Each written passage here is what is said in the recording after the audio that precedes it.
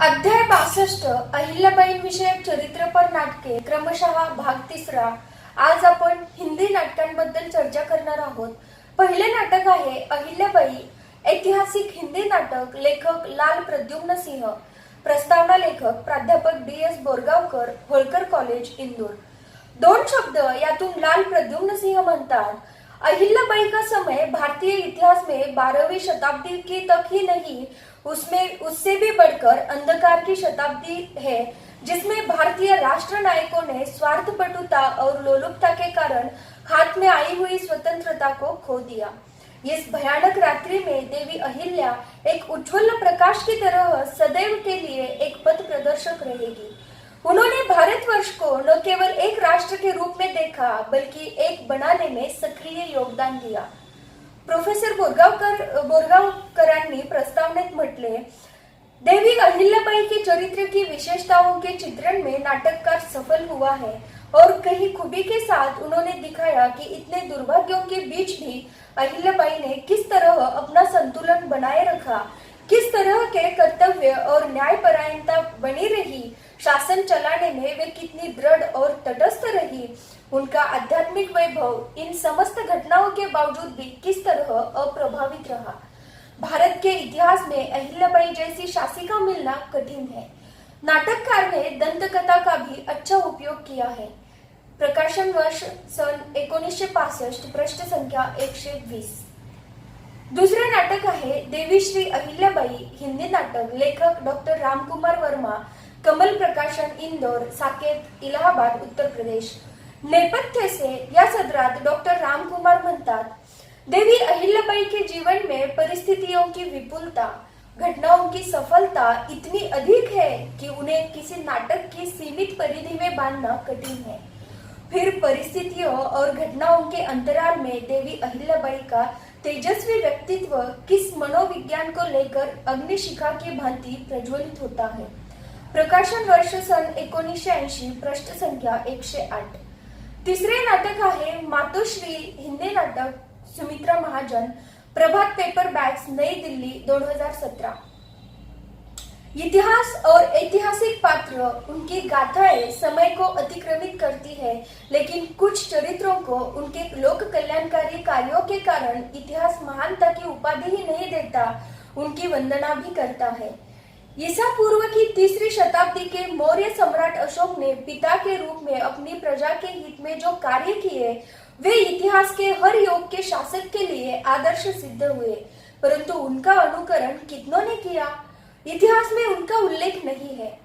यदि अशोक ने पिता के समान प्रजा हितैषी कार्य किए, तो 18वीं सदी के मालवा के होलकर घराने की शासिका देवी अहिल्याबाई होलकर ने प्रजा की लोक माता बनकर लोक कल्याण के जो कार्य प्राणी मात्र के लिए किए, वे आज भी लोक जीवन को अनुप्राणित किए हुए हैं.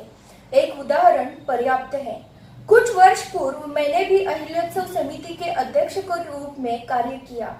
उत्सव के समय कुछ बैनर बनवाए.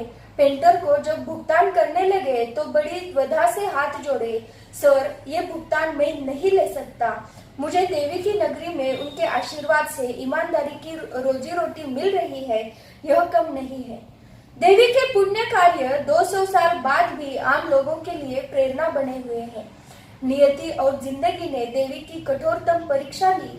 पिता सम श्वशुर सुभेदार मल्हारराव होलकर, माँ समान सासू गौतमाबाई, पति खंडेराव, पुत्र मालेराव, दामाद, बेटी, सारा परिवार खोया, मगर सारी प्रजा को संतान मान, स्नेह, ममता, वात्सल्य से उनकी सेवा की. आज के शासक राजनेताओं को प्रेरणा देने हेतु उनका नाम स्मरण ही पर्याप्त होगा. पूना की पेशवा सरकार होलकरों की अधिपति थी. उन्होंने मल्हारराव को मालवा की सूबेदारी दी थी. अहिल्या देवी ने सारा राज्य भगवान शिव शंकर को समर्पित कर उनके दीवान के रूप में कार्य कर जो उदाहरण आने वाले शासकों के सामने पेश किया, वह अद्वितीय है. अहिल्याबाई होलकर एक बेटे, एक परिवार की नहीं, समस्त प्राणी मात्र की माँ बन गई और प्रजा ने उन्हें प्राप्त स्मरणीय पुण्यश्लोका, देवी, लोकमाता मान अपनी आत्मा में स्थान दे रखा है. इतिहास और लेखक या नाटककार किसी राजनेता, प्रशासक, शासक के बारे में नहीं जानता, लेकिन दावे के साथ लिख रहा हूँ कि श्रीमती सुमित्रा महाजन को देवी के चरित्र कार्यों ने इतने गहरे तक प्रभावित किया है कि राजनीति की काजल की कोठरी से भी वे कबीर के शब्दों में जो कि त्यों बेदाग चदरिया ओढ़े काम कर रही है।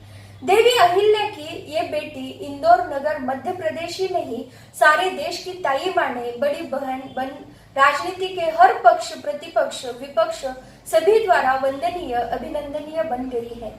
उन्हीं के भगीरथ प्रयत्नों से देवी अहिल्याबाई की मूर्ति संसद परिसर में स्थापित हो सकी, ताकि केंद्रीय मंत्रिमंडल, सरकार, सांसद देवी की मूर्ति से प्रेरणा ले लोकहित में कुछ कर सके। अहिल्यात्सव समिति की अध्यक्षा बनी ताई सुमित्रा महाजन देवी के संदेश को सारे देश में फैलाने का पुण्य प्रयत्न कर रही है। वर्तमान नाटक मातोश्री उसी की नाटकीय प्रस्तुति है, जिसे उन्होंने देवी की प्रेरणा से लिपिबद्ध किया है। नाटक पठनीयता के स्थान पर अभिनेता के कारण अधिक गहरा और लंबे समय तक प्रभाव कायम करता है। नाटक मातोश्री देवी अहिल्याबाई के मातृत्व के श्रेष्ठ गुणों का परिचायक है। नाटक न केवल पठनीय है वरना मंचनीय भी है, क्योंकि इसमें नाटक एवं मंचन की दृष्टि से सारे तत्व मौजूद है। स्वर, भाषा, संवाद पात्रानुकूल है।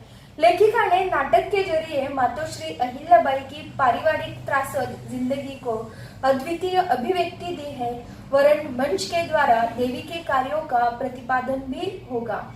और इस लेख के संदर्भ इतिहास व ऐतिहासिक वाङ्मय व गॅझेटियर्स मराठी, हिंदी, इंग्रजी, महेश्वर दरबारची बातमीपत्रे भाग 1 व भाग 2, द ब पारसनीस 1910-1991, होळकर रियासतीचा सांस्कृतिक इतिहास, डॉ. गणेश मतकर, अहिल्याबाई होळकर स्मारक समिती, मुंबई, इंदूर 2014।